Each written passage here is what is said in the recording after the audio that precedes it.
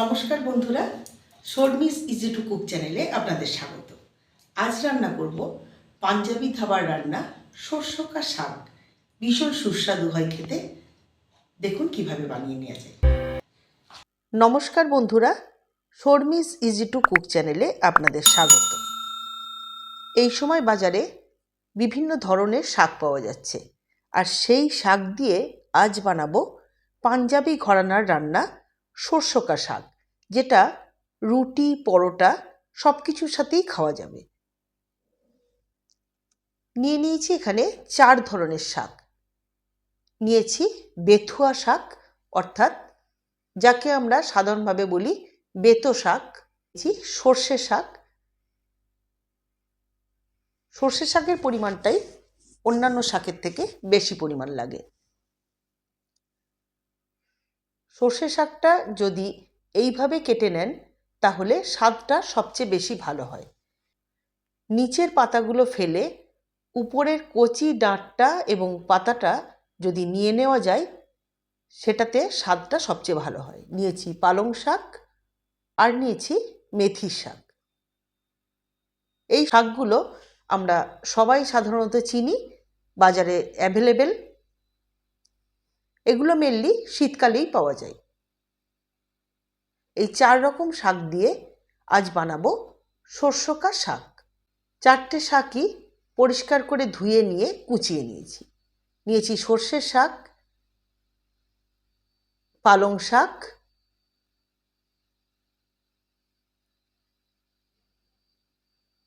নিয়েছি মেথি শাক আর নিয়েছি বেথুয়া শাক।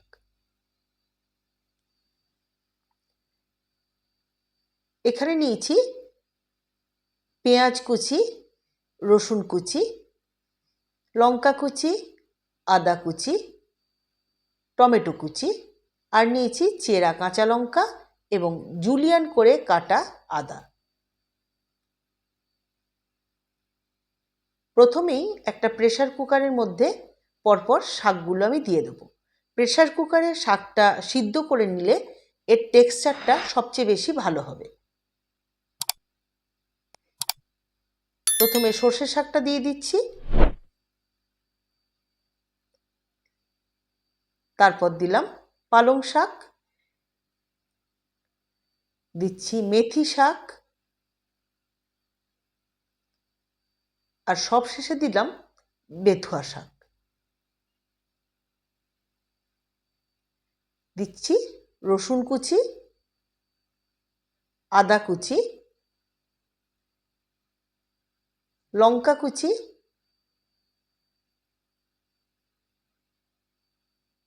দেব নুন এবং পরিমাণ মতো হলুদ।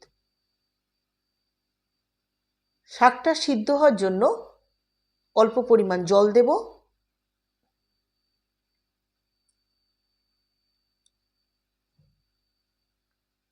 এবার ঢাকাটা এঁটে গোটা 2-3 সিটি দিয়ে দেব। সিটিটা শেষ হলেই ঢাকাটা খুলে দেবো, যাতে শাকের রঙটা ডিসকালার না হয়ে যায়। এরকম সবুজ রাখতে গেলে অবশ্যই স্টিমটা খুলে প্রেসার কুকারের ঢাকাটা খুলে দিতে হবে। এইভাবে হাতা দিয়ে আমি শাকটাকে একদম ম্যাশড করে নেব। যাদের বাড়িতে ডাল কাঁটা আছে তারা ডাল কাঁটা দিয়েও এটা একদম মিহি পেস্ট করে নিতে পারেন। একটা প্যানে দিয়ে দিচ্ছি হোয়াইট অয়েল, তার সঙ্গে বাটার।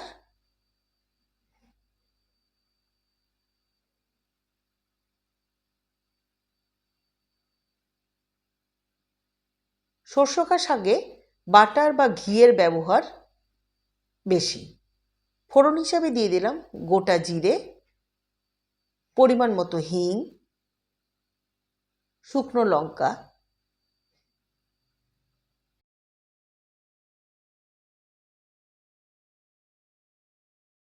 এবার দিয়ে দেবো প্রথমে রসুন কুচি। ফোড়নের গন্ধটা বেরিয়ে গেলে রসুন কুচিটা দিয়ে দেবো।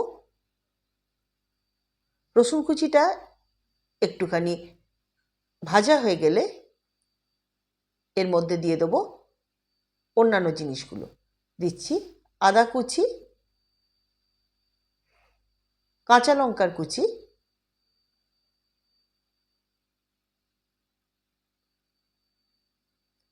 এগুলো দিয়ে খুব ভালোভাবে নাড়াচাড়া করে নিচ্ছি, অর্থাৎ এটা একটু হালকা ভেজে নিচ্ছি। দিচ্ছি ছোট মিহি করে কাটা পেঁয়াজ,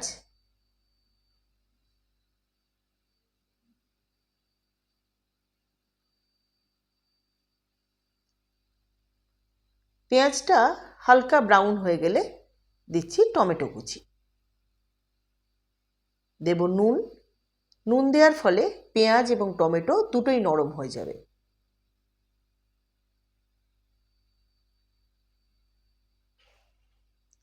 ভালোভাবে নাড়াচাড়া করে নিচ্ছি। দিলাম পরিমাণ মতো হলুদ, ধনের গুঁড়ো,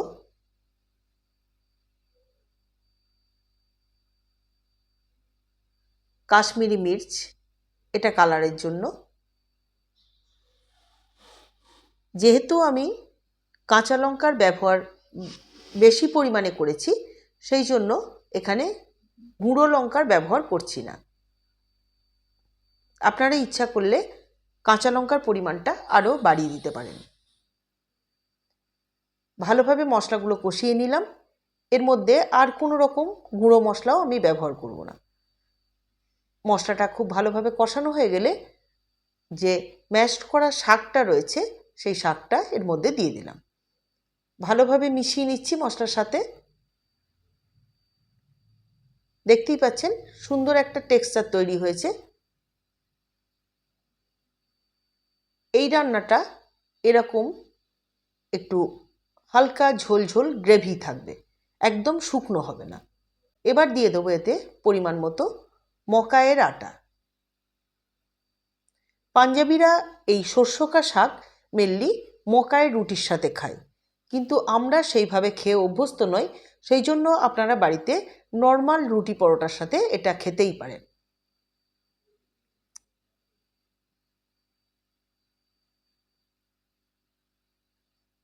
অল্প একটু একটু করে মকাইয়ের আটা দিয়ে বারে বারে মিশিয়ে নেব। একসাথে সবটা দেবেন না, তাহলে হয়তো দলা পাকিয়ে যেতে পারে। দিয়ে দিলাম ব্যালেন্স করার জন্য অল্প একটু চিনি, তাতে স্বাদটা ভালো হবে। খুব ভালোভাবে মিশিয়ে দিচ্ছি। দেখতেই পাচ্ছেন দেখতে কত সুন্দর হয়েছে এবং সুন্দর একটা গন্ধ উঠছে।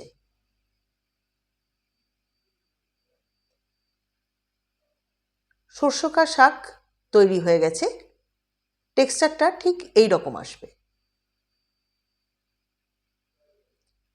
এবার আমি এতে একটা ছোক তৈরি করব। শাকের পাত্রটা অন্য জায়গায় ট্রান্সফার করে এখানে দিয়ে দিচ্ছি পাত্রে বাটার। আপনারা ঘিও ব্যবহার করতে পারেন। বাটারটা মেল্ট হয়ে গেলে দিচ্ছি শুকনো লঙ্কা, চেরা কাঁচা লঙ্কা,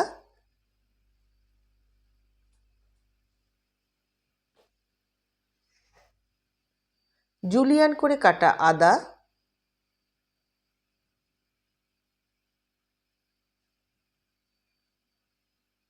আর দেব অল্প একটু হিং। ছোক অর্থাৎ ফোড়ন তৈরি।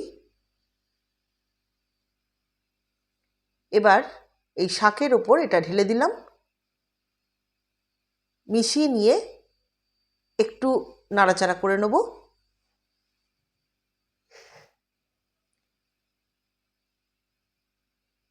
তৈরি হয়ে গেল পাঞ্জাবি ঘরানার রান্না, সম্পূর্ণ ভেজ আইটেম শস্যকা শাক। উপর থেকে ছড়িয়ে দিলাম বাটার এবং ফ্রেশ ক্রিম। অবশ্যই বানাবেন।